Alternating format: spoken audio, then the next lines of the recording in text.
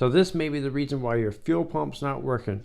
This is a 2003 through 2006 Lincoln Navigator or Ford Expedition. Come with me and I'll explain more in a little bit more detail. What's going on, guys? I'm Brian Esser from How to Automotive, and in today's video I'm about to do a repair on this 2003 Lincoln. So this will be a 2003 through 2006 Lincolns and Ford Expeditions. On this vehicle, this is what we covered. So this vehicle came in, crank no start on the tow truck, and I sprayed a little bit of fuel down the throttle body. Vehicle started up, so I knew I had a fuel issue, either crank sensor, injector, fuel pump, something like that. So as I was testing it, I noticed when I turned the key here, so when I returned the ignition switch, I would not hear the fuel pump prime. So I was pretty sure I had a fuel pump problem. So I diagnosed this yesterday, but I wanted to briefly go through what I found and show you the repair. So yesterday in my testing, I also put a fuel pressure tester on it, and there was no fuel pressure at the fuel rail under the hood. So the first thing I did was pop the panel over here and check fuses and everything checked out good. So I pulled up a wiring diagram to find out, the fuel pump circuit here, and the fuel pump relay is built into the junction box, which is right here on the kick panel on the passenger side here. So this is the junction box. So I was thinking, one of these relays or the relay, but after pulling up the diagram of where the relays are located and stuff, none of the relays were, a plug-in relay. After a little inspection, found out that the relay is built internally into the junction box or the fuse box. So here's a new one here. So this should give you a clue of where we're going with this. But inside internally, and I'll take the old one apart and I'll show you guys, see if I can find it once I take this all apart and swap this out. But the internal relay is gone bad, and this is the plug right here at the top left. So this is vertical inside here, and this will be the top left here. I'll show you. So one of the ways I verified that the fuel pump works and runs is by the diagram here. I found out which connector it was, unplugged it. The green and yellow wire here is the power feed going back to the fuel pump after the relay. So I just put my power probe here, put 12 volts to it, cranked the vehicle, car started up and ran fine until I pulled this away. So I knew from this point back, all my wiring harness is good, my fuel pump's good, the vehicle is capable of running. And with the key here, I cycled it on and off, and then I back probed it here, and I did not get voltage coming out of the relay going to the pump. So I knew that the problem was in this area right here. Also with the scan tool, I operated the relay and it didn't work. So I knew the wiring from there to there was good. And then I tested the fuses coming into the unit here, which I believe is the blue wire here. That was all powered up, so I knew it had everything it needed to work, but from here it wasn't working. So I made the call and got the relay junction box. This is about $600 from Ford. We're gonna install this sucker now. So I'm gonna get started by removing these panels. So pop these floor pans up, pop these up, pop this clip out, get this out of our way.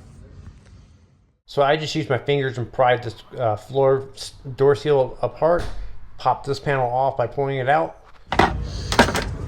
Now you can start unplugging it.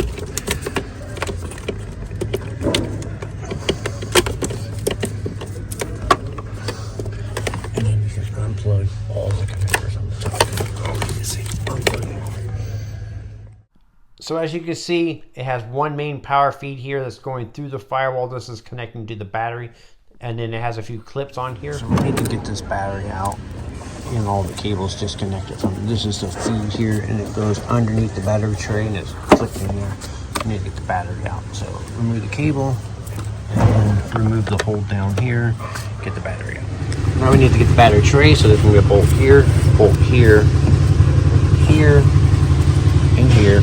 And then this little box here, it slides in here. So I'm going to try to leave it in there and just kind of maneuver it to get this out. Okay, once you get the battery tray out, I left this is the vacuum storage canister. Unclip that.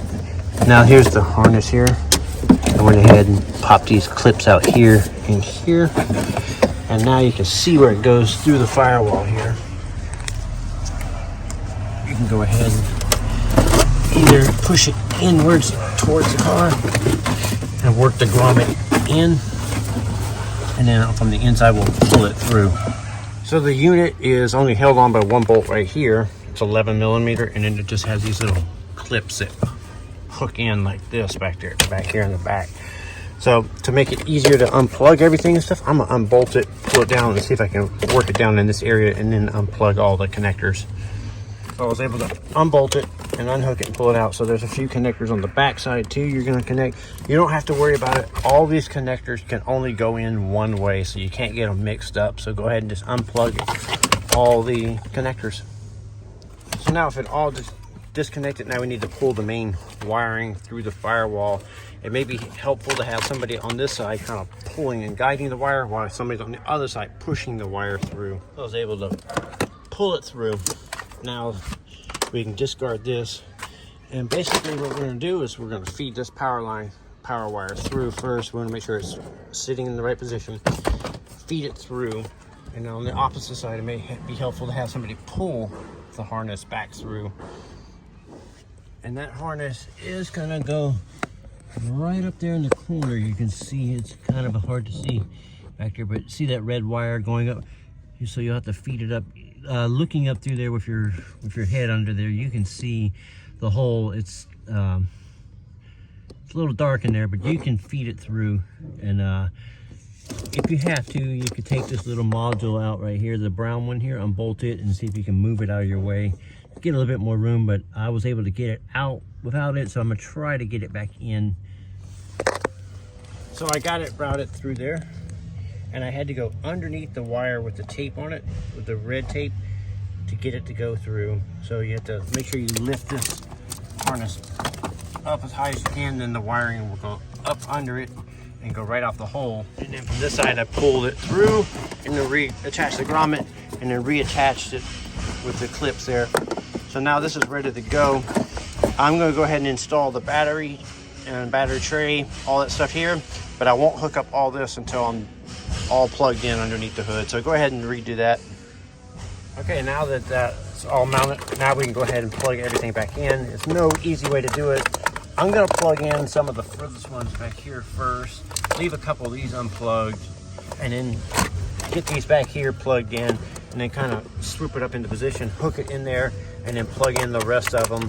Like I said, you can only plug these in one way. There's no, you can't mix them up. So once you figure out which way they go, click them in, make them all click, and make them all happy. And then right back here is a little catch that the other half of it will hook in. So it'll go in like this and hook, and then you bolt it up right here.